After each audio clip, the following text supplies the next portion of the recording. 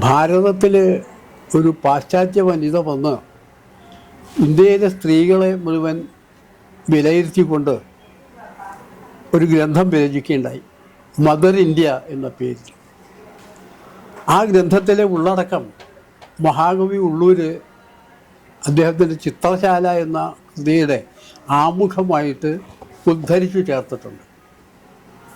അതിങ്ങനെയാണ്: ഭാരതക്ഷമേ, നിന്റെ പെൺമക്കൾ അടുക്കളക്കാരികൾ, വീടാം കൂട്ടിൽ കുടുങ്ങും തത്തമ്മകൾ, നരന് ഗർഭാധാന പാത്രകൾ, ആജന്മാന്തം പരതന്ത്രകൾ, പശുപ്രായകൾ അബലകൾ, ആടയും പണ്ടങ്ങളും കൊണ്ട് നെയ്യാകെ മൂടിയാടിന യന്ത്രക്കിളിപ്പാവകൾ വരാകികൾ. ഇപ്പോൾ സ്ത്രീക്ക് ഒരു നിലയ്ക്കും ഇന്ത്യയിൽ സ്വാതന്ത്ര്യമില്ല എന്ന് വളരെ വ്യക്തമായി ഉറപ്പിക്കുന്ന ഒരു സമീപനമായിരുന്നു അവരുടെ. അടുക്കളയുടെ 4 ചുമരുകൾക്ക് പുറത്ത് ഒരു ലോകം അന്ന് സ്ത്രീകൾക്ക് ഉണ്ടായിരുന്നില്ല എന്ന് അവർ പറഞ്ഞു വെച്ചത് ഏറെക്കുറെ ശരിയുമായിരുന്നു.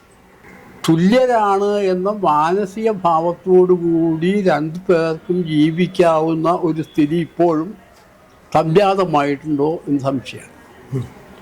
എന്തുകൊണ്ടെന്ന് ചോദിച്ചാൽ, ഒരാളിപ്പോഴും വിധേയയാണ് എന്നൊരു വിശ്വാസം ആരോ പുലർത്തുന്നുണ്ട്.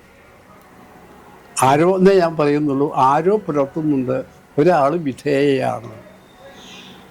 ആ വിശ്വാസം പുലർത്തുന്നത് എന്തുകൊണ്ടാണെന്ന് വെച്ചാൽ, സ്ത്രീക്ക് സ്വത്വം നിലനിർത്താനുള്ള ഒരു ജോലിയില്ലാത്തതുകൊണ്ട്. സ്ത്രീക്ക് ഒരു ജോലി ഉണ്ടായിക്കഴിഞ്ഞാൽ അവൾ സ്വതന്ത്രയാണ്, തനിക്ക് സ്വന്തം കാലിൽ നിൽക്കാനുള്ള കഴിവുണ്ട് എന്ന വിശ്വാസം വന്നു കഴിയുമ്പോൾ ഈ വിധേയത്വം നഷ്ടപ്പെടും. ഈ വിധേയത്വം എന്ന് പറയുന്നത് ഒരിക്കലും നന്നല്ല.